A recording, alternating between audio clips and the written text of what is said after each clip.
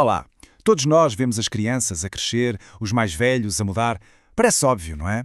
Mas e se eu dissesse que provar cientificamente como e porquê é que nós mudamos ao longo da vida é um dos maiores quebra-cabeças da ciência? Vamos lá ver como é que os investigadores tentam resolver este mistério. A grande questão é mesmo esta. Como é que se passa do acho que sim da observação do dia-a-dia para uma prova científica sólida e rigorosa? Como é que os cientistas conseguem de facto medir as transformações que definem uma vida inteira? Bem, para responder a isto, temos de entrar no campo fascinante da psicologia do desenvolvimento. Basicamente, é a ciência que se dedica a perceber todas as nossas transformações, sejam elas biológicas, emocionais, sociais ou cognitivas, desde o primeiro dia de vida até o último. Muito bem, então vamos lá. O nosso percurso hoje vai seguir os diferentes métodos que os investigadores usam. Primeiro, vamos tirar um instantâneo, uma fotografia no tempo. Depois, vamos ver um filme de uma vida inteira. A seguir, vamos tentar juntar o melhor dos dois mundos, perceber como se encontra a causa das mudanças e, por fim, como é que tudo isto se aplica no mundo real. A primeira abordagem, e talvez a mais intuitiva, é o chamado método transversal. A melhor forma de pensar nisto é imaginar que estamos a tirar uma fotografia de um grupo enorme de pessoas, todas ao mesmo tempo.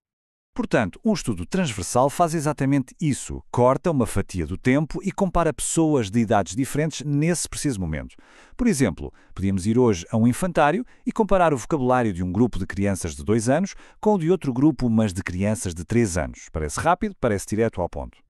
E as vantagens são óbvias. É rápido, é eficiente. Mas há aqui uma armadilha, uma falha mesmo crítica. Ao comparar grupos diferentes, como é que podemos ter a certeza de que as diferenças que encontramos se devem mesmo à idade e não ao simples facto de terem nascido em épocas diferentes, com experiências de vida completamente distintas?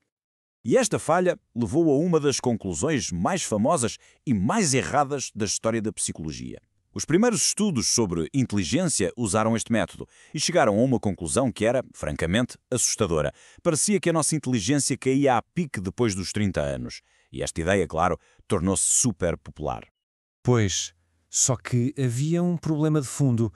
Aquela conclusão estava completamente errada. Os dados estavam a contar uma história que não era a verdadeira, era enganadora. O verdadeiro culpado tinha um nome, o chamado efeito de coorte. As diferenças que eles viam não se deviam ao envelhecimento, mas sim à geração a que as pessoas pertenciam. As pessoas mais velhas naqueles estudos tinham, em média, tido muito menos anos de escola, piores cuidados de saúde. A diferença não era o cérebro deles a envelhecer. Era o mundo à volta deles que era diferente. Ok, então, como é que se dá a volta a este problema das gerações diferentes? Bem, a ideia é simples. Em vez de tirar uma fotografia a vários grupos, que tal fazer um filme da vida do mesmo grupo de pessoas? É aqui que entra o segundo método. Os estudos longitudinais. Aqui, os investigadores seguem exatamente o mesmo grupo de pessoas ao longo de anos ou até mesmo décadas. Isto resolve o problema das diferenças entre gerações, porque agora a comparação é de cada pessoa consigo mesma em diferentes idades.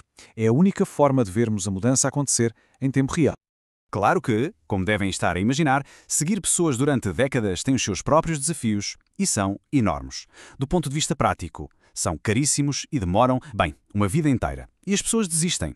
E cientificamente, isso é um problema, porque quem desiste pode ser diferente de quem fica, o que pode distorcer os resultados. E pior, as conclusões sobre a geração dos baby boomers, por exemplo, podem não servir para os millennials. Então, se um método tem um problema e o outro tem outros, o que é que se faz?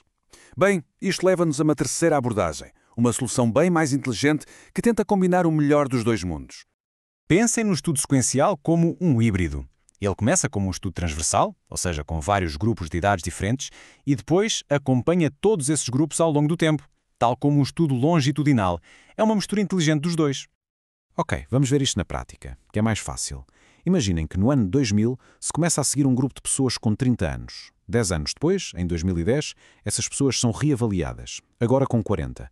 E ao mesmo tempo recruta-se um novo grupo de pessoas com 30. E é aqui que está a magia. De repente podemos comparar pessoas com 40 anos, mas que nasceram em décadas diferentes. E aí sim conseguimos separar as coisas. Portanto, a ideia-chave a reter é mesmo esta. O desenho sequencial é a ferramenta mais poderosa que temos para finalmente conseguir separar o que é uma mudança real por causa da idade e o que é apenas uma diferença por se pertencer a uma determinada geração. Certo? Até agora, vimos como os cientistas observam a mudança a acontecer. Mas observar só nos diz o que acontece e quando acontece. Falta a peça mais importante do puzzle, o porquê. Como é que se descobre o que causa essas mudanças? E para isso, temos de perceber uma distinção que é absolutamente crucial. Na observação, só encontramos correlações. O exemplo clássico é este. As vendas de gelados e os ataques de tubarão aumentam na mesma altura do ano. Claro que estão correlacionados, mas obviamente que comer gelados não causa ataques de tubarão, pois não? A causa real é uma terceira coisa, o tempo quente. Para provar uma causa é preciso fazer uma experiência a sério, em que o investigador manipula uma variável para ver o efeito que tem. O problema é que em psicologia do desenvolvimento nem sempre se podem fazer experiências. Não se pode atribuir aleatoriamente uma infância feliz a umas crianças e uma infância difícil a outras. Por isso, os investigadores usam uma estratégia muito engenhosa.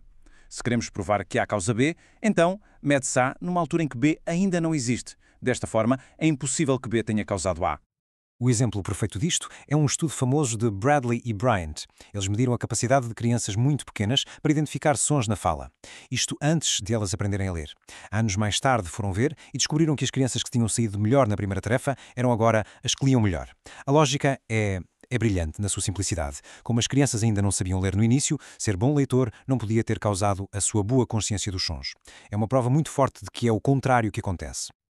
Ok, já vimos os métodos todos. Mas a pergunta final é: como é que tudo isto se junta para fazer a diferença na vida real, no nosso dia-a-dia?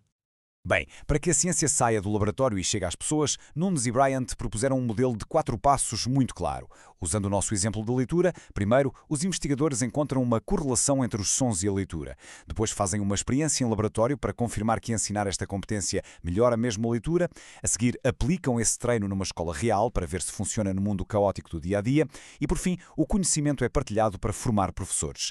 É, no fundo, o ciclo completo, da ideia inicial, da descoberta, até à aplicação prática que muda vidas. E tudo isto nos deixa com uma última pergunta, para ficarmos a pensar. Agora que sabemos o poder do efeito de corte, que outras crenças comuns sobre as gerações mais novas ou sobre os mais velhos podem não ter nada a ver com a idade, mas sim com o mundo em que cresceram? Pensem nisto da próxima vez que ouvirem alguém dizer os jovens de hoje ou os mais velhos são todos assim. Se calhar a resposta não está na idade, mas sim no tempo. Obrigado por terem acompanhado esta análise. Até à próxima.